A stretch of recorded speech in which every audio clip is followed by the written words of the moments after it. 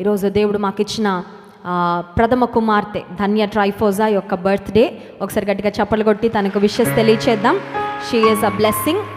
ధన్య అనే పేరుకు అర్థము ఆశీర్వాదం అని, ఒక బ్లెస్సెడ్ చైల్డ్గా తను ఉండాలని మరి ఆ పేరు పెట్టడం జరిగింది. నా జీవితంలో మరి బ్లెస్సీ అనే పేరుతో ఎంత బ్లెస్సింగ్ ఉందో నేను పొందుకున్నా. దైవజన్ అడిగాను, ధన్య పుట్టినప్పుడు అదే పేరు ఉండాలండి, కానీ సేమ్ కాకుండా వర్డ్ మరి మీరు ప్రార్థన చేసి ఆలోచన చేయండి అన్నప్పుడు దైవజనులు ధన్య అని పెడదాము అని మరి దైవజనులు చెప్పడం జరిగింది. కనుక ధన్య దేవుడు ధన్యకరమైన బిడ్డగా ఇంతవరకు తన కృపలో నడిపించాడు.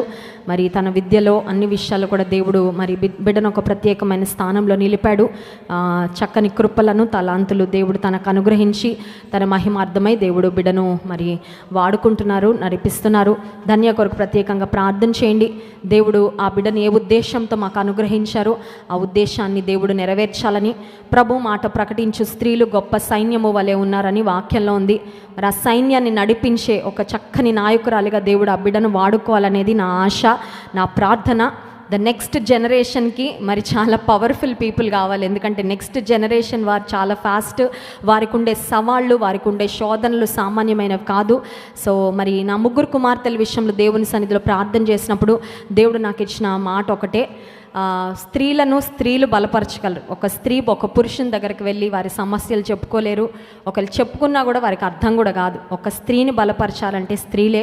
మరి దేవుడు నాకు ఇచ్చిన దేవుని సన్నిధిలో కనిపెట్టి ప్రార్థన చేసినప్పుడు దేవుడు నాతో చెప్పిన మాట ఏంటంటే, రానున్న తరములో స్త్రీలను బలపరచడానికి నీ ముగ్గురు కుమార్తెలను వాడి అయిన బాణములుగా వాడుకోబోతున్నానని దేవుడు నాకు ఆ మాట ఇచ్చినప్పుడు అప్పుడు దేవుని స్తుతించాం. ఆలోచనలు వేరయ్యా, నీ ఆలోచనలు వేరు, నీ ప్రణాళిక అదైతే ఐఎమ్ వెరీ హ్యాపీ.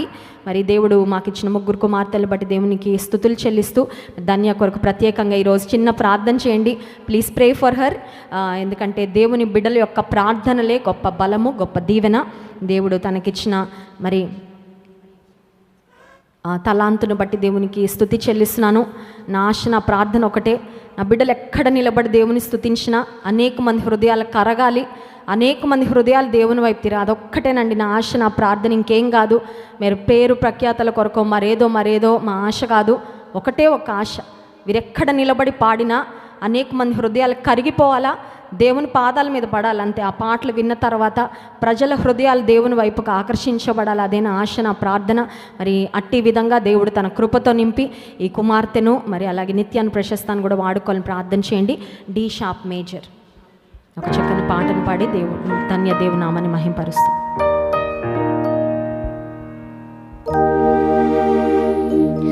నీ స్వరమే విన్నా, నీ మమతే కన్నా ప్రియమైన నా యేసయ్యా, నా చెలిమే నీవై, నీ ప్రేమే నాదై నిలిచావు నా నేస్తమా.